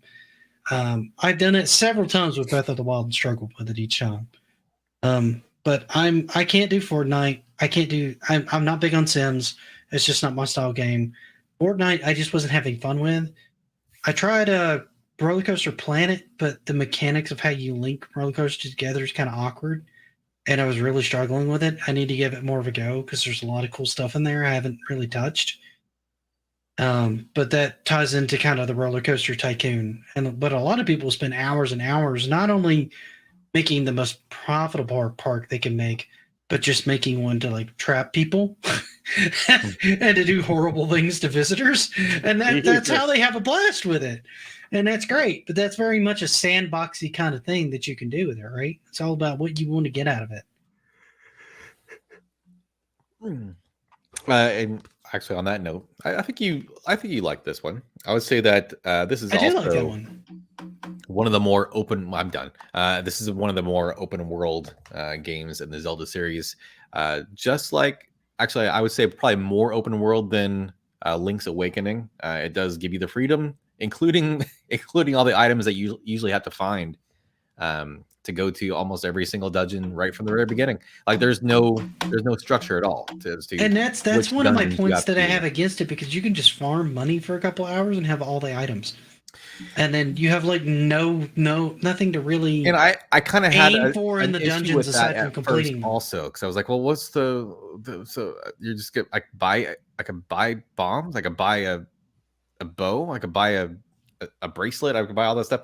But there is and I don't remember enough of it. It's been like 2 years since I played it, so I don't remember it enough off the top of my head right now too. But there actually is a payoff to that.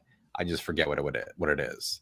Because you eventually do own all those items. You can either rent them one at a time. Yeah, you rent them at first. Or you could just straight up buy them. And I never even rented them. I just bought them.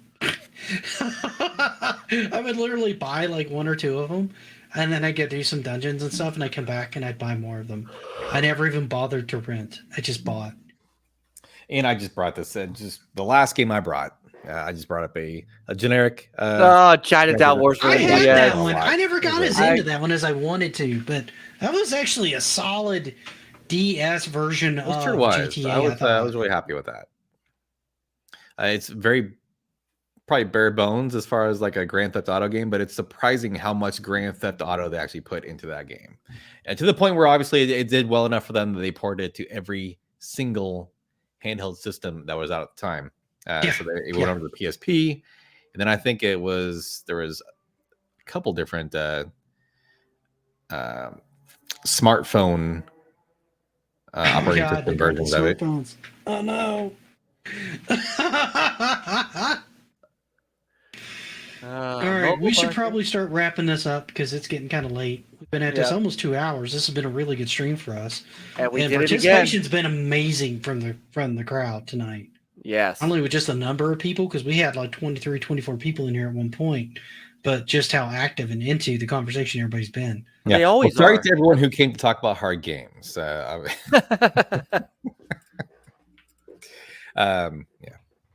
I might have told some people that's what the topic was. They probably came expecting specifically that. Well, if they came late, they missed it. Yeah. Well, they came on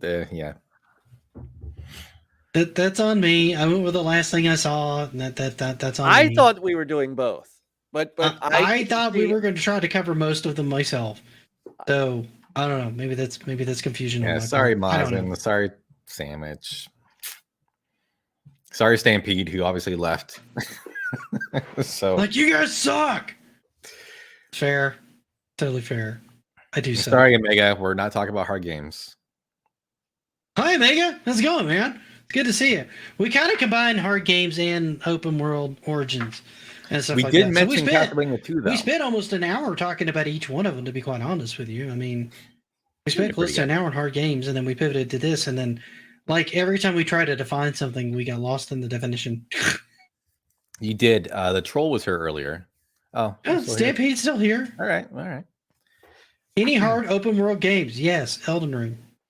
Honestly, one game that I thought about that kind of fit both criteria. I think Festra's Quest is kind of an open world game. I think Zombie mentioned that too, actually. And we just lost Mike because he lost his internet. All right. Well, we may have to wrap this up on our own.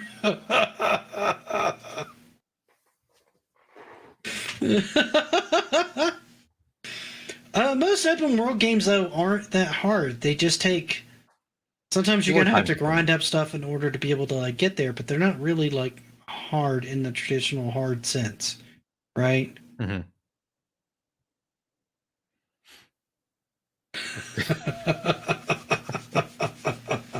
Leave it to pace to knock us back down to reality. But Any other- I knew that this was going to.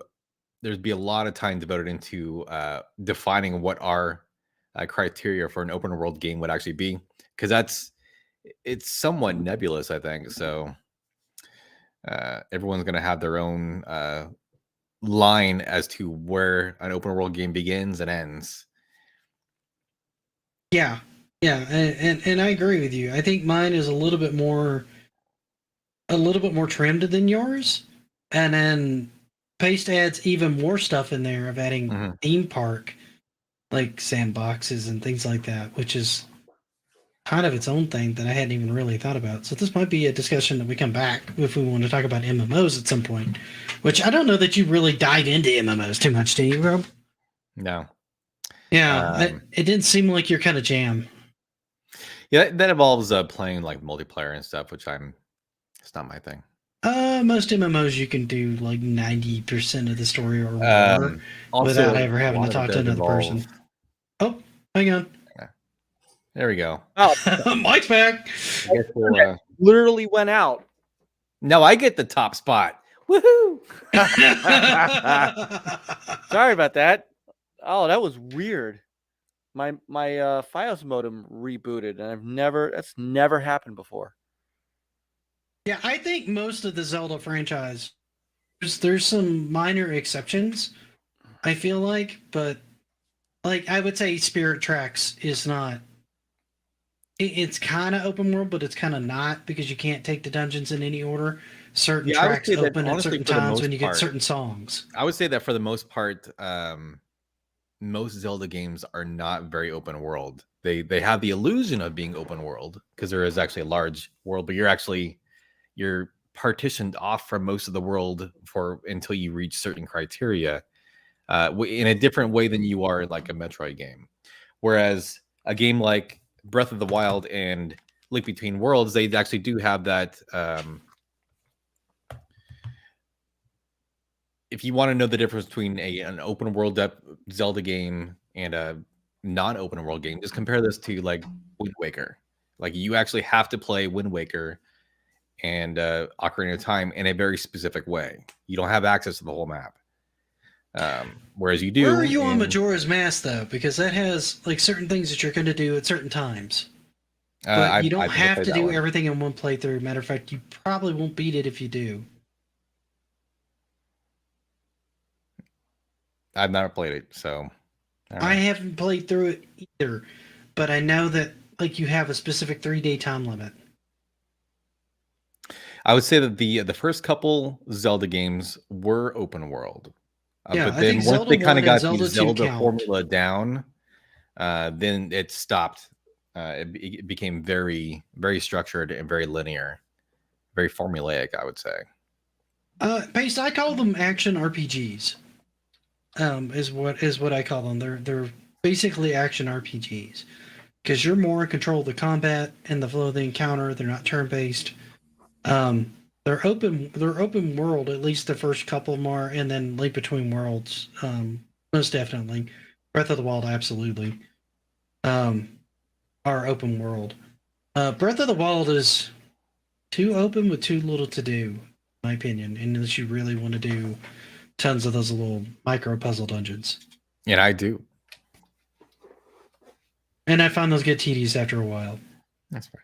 So that was it's pointless for anyone to argue with you about Breath of the Wild because you literally almost beat the game.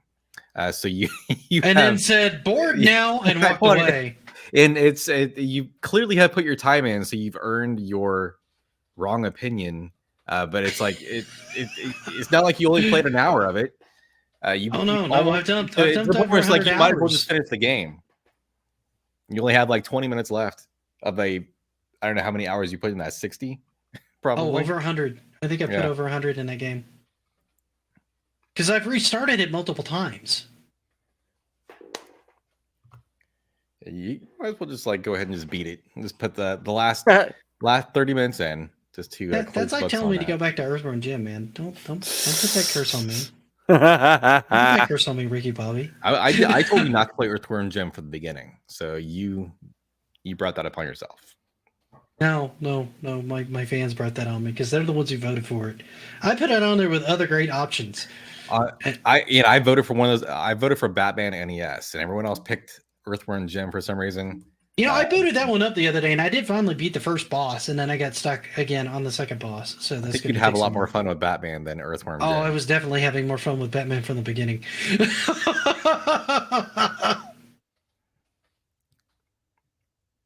It's a hard game. Yeah, you just go straight there. Don't we all literally almost beat the game? Once you leave the plateau, you can go right again. And well, what he means is I went to all the divine beasts.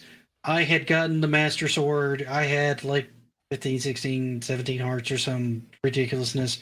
At least 2 or 3 rings on my stamina bar. And then got almost to where I was going into the castle with tons of gear and just said, I'm so done with this game, and just put it away. Yes, that's like and watching, never finish the push. That's like watching all 5 seasons of Breaking Bad, and then like with 15 minutes left of the last episode, going, you know what, this show sucks, turning it off. And you know Not what? even thinking how it ends. Having heard the ending of Sopranos, I probably well, at least with Sopranos, I probably would have done that anyway. Breaking Bad, I never started. It's a good show. But anyway, we should probably start wrapping this up. Any final thoughts, guys? Rob, go. Video games are awesome. Video games are awesome. That may be the only thing we agree on in the next couple weeks. Mike! Hard games are hard. Open world games are open. Nice. I like what you did there. My thought is my co-hosts are no help and they suck. Also, shut up, Mike. I was waiting for it. We've gone the whole night and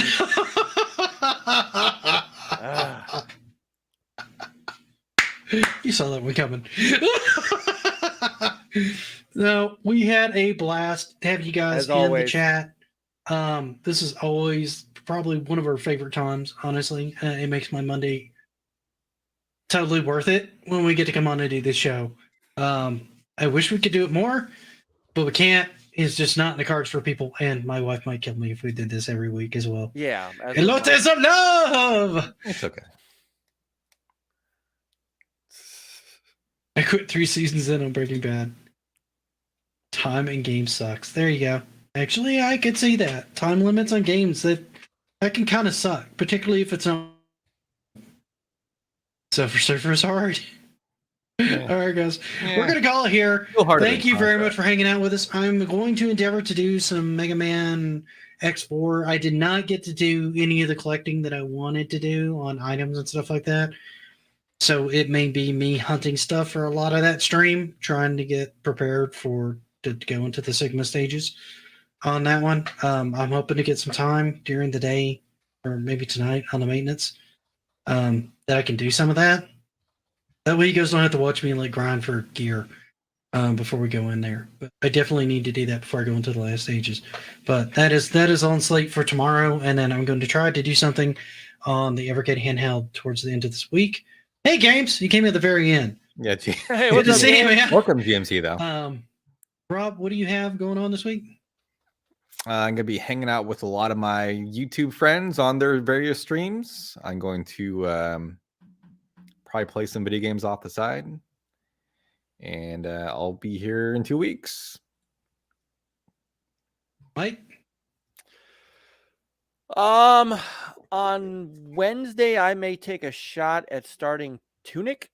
I've heard that's a really cool game. It just hit Game Pass, and I think I'm gonna. I saw Give it a you guys shot. talking about that. It looks almost Zelda-like, which has me That's intrigued. what I keep hearing. And then on Thursday, so we're gonna have kind of a somber, maybe not such a. I guess this is not a great advertisement for the NLG show on Thursday, but there was a report out that came out in the last day or two that Moon Studios, who many people might know from the Ori and the Blind Forest and Ori and the Will of the Wisp series, that came out on Xbox and Switch. Oh, they had that thing. I did hear about Yeah, and it's I mean, the honest truth is that there's more of this happening in the industry, and we've heard now yet another story of an abusive company, sexual harassment, harassing the employees, bad crunch time, things like that. And honestly, it's one more story that is one story too much to begin with. And it's this, as I said on Twitter, this shit's got to stop. And we're going to talk about that a little bit on Thursday. We may have Noof Nukem on Thursday. He's a great guy. Part of our guild, at least for now. Because Peter is actually on a cruise, so we're going to be down to Chris and I. And we'll talk games and stuff. But and then I have no idea what the hell else I'm doing. Fair enough. It's going to be one of those weeks. I'm going to try to wrap up this video, and I need to do some more stuff on the game history stuff and all that other good jazz. I have a lot of stuff that I have kind of in the air, and none of it's really landing yet. So, my constant struggle right now. Anyway, if you guys still want to hang out and stream, I do recommend that you guys go over and check out Games, Comics, Movies, and Us. He has been running the Mega Man's X series currently. I think he's on X3 right now. That was rough. That's a hard one to love. Really GMC knows his way around Mega Man games, though. So yeah. Now he seems to be really good at Mega Man. Like most of you guys are far better than I am at Mega Man. But yeah, if you guys want to drop in there, give him some love, give him a like, let him know I said to pop in there. I'm going to go spend some time with my wife. I'll probably pop in and chill out there with him as well for a little while once I get settled on the sofa. But yeah, pop in there, show him some love, and hang out for a while, guys. And thank you very much for hanging out with us tonight, and we will see you guys next time. Happy gaming. good, everyone. Good night. Play on, gamers.